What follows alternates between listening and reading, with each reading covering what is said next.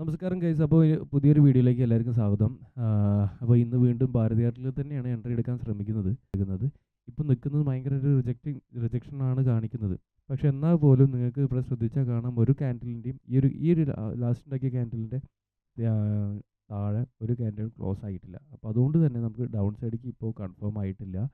ഇനി ഇത് എന്താ പറയുക, അപ്പ് സൈഡിലേക്കാണോ എന്നുണ്ടെങ്കിൽ നമുക്ക് ഈ ഒരു ഹൈൻ്റെ മുകളിൽ ഒരു ക്യാൻഡിൽ ക്ലോസ് ആയിട്ടുണ്ടായിരിക്കണം. ഓക്കെ. അപ്പോൾ നിലവിൽ ഇപ്പോൾ നമുക്ക് എൻട്രീസ് ഒന്നും ഇല്ല. അപ്പോൾ ഞാൻ ബാക്കി എൻട്രി അല്ലെങ്കിൽ ബാക്കി കാര്യങ്ങൾ ഞാൻ അപ്ഡേറ്റ് ചെയ്യാവുന്നതാണ് കേട്ടോ. നമ്മുടെ ലെവലിൽ നിന്ന് അത്യാവശ്യം നല്ലൊരു മൂവ്മെൻറ്റും കിട്ടിയിട്ടുണ്ട്. ടാർഗറ്റ് വരുന്നത് 27, 28, 90 റേഞ്ച്, 28ഒക്കെയാണ്. നമ്മളൊരു 27 റേഞ്ചൊക്കെ എത്താൻ തന്നെ നമ്മൾ ഒഴിവാക്കുന്നതായിരിക്കും.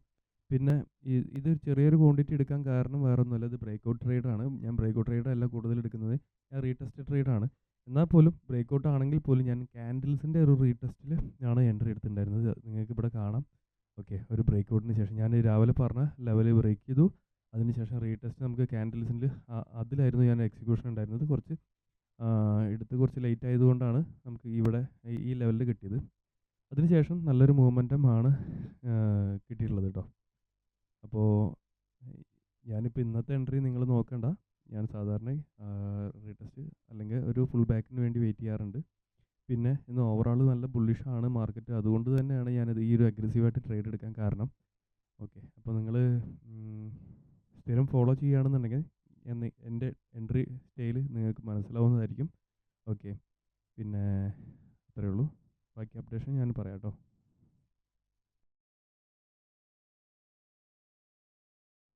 നമ്മുടെ ചെറിയ പൊസിഷൻ ആണെങ്കിൽ പോലും എന്തായാലും ഹോൾഡ് ചെയ്യാൻ തന്നെയാണ് തീരുമാനിക്കുന്നത്. ഓക്കെ, ഇപ്പോൾ ഞാൻ എന്തായാലും സ്പീഡ് ആക്കി വെച്ചിട്ടുണ്ട്. എഡിറ്റിംഗ് ടൈമിൽ ഞാൻ രണ്ടാമത് റീറെക്കോർഡ് ചെയ്യാണ്. ഓക്കെ, നമ്മുടെ ടാർഗറ്റ് 28 തന്നെയാണ്. 28 ഞാൻ എന്തായാലും കൊടുക്കും. ഇപ്പോൾ ഏകദേശം നമ്മുടെ 28ൻ്റെ റേഞ്ചിൽ എത്തിയിട്ടുണ്ട്. ഓക്കെ, ബാക്കി അപ്ഡേഷനൊക്കെ പറയാം.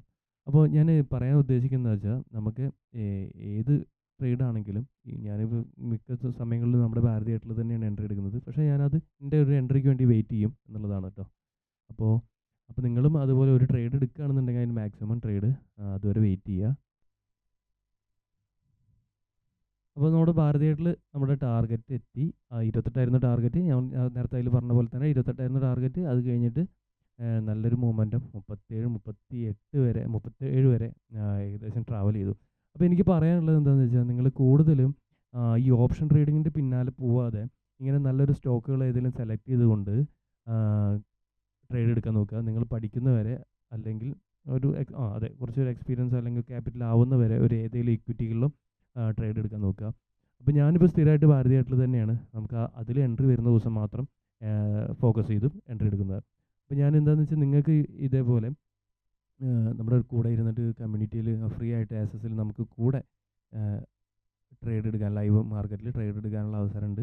അപ്പോൾ നിങ്ങൾ എന്ത് ചെയ്യണം, നമ്മുടെ ഡിസ്കൗണ്ടിൽ നമ്മുടെ താഴത്ത് ലിങ്ക് ഉണ്ട്. അതിൽ കയറി കഴിഞ്ഞാൽ നിങ്ങൾക്ക് നമ്മുടെ ആക്സസും കാര്യങ്ങളൊക്കെ കിട്ടും. അതിന് കുറച്ച് ക്രൈറ്റീരിയയും കാര്യങ്ങളുണ്ട്. അത് നമ്മൾ ഡിസ്കൗണ്ടിന് ശേഷം നമ്മൾ പറയുന്നതായിരിക്കും എങ്ങനെ എന്താണെന്നുള്ള കാര്യങ്ങളൊക്കെ. യാതൊരു ചാർജസും ഒന്നുമില്ല. ഓക്കെ, അപ്പോൾ ഇന്നത്തെ ട്രേഡ് അത്രേ ഉണ്ടായുള്ളൂ. നമ്മുടെ അത്യാവശ്യം നല്ല രീതിയിൽ നല്ലൊരു മൂവ്മെൻറ്റും തന്നെ കിട്ടിയിട്ടുണ്ടായിരുന്നു. ഒരു 24 പോയിൻറ്റ് നമുക്ക് അച്ചീവ് ചെയ്യാൻ പറ്റിയിട്ടുണ്ട്. അപ്പോൾ ഇത്രയേ ഉള്ളൂ. Bye, good by.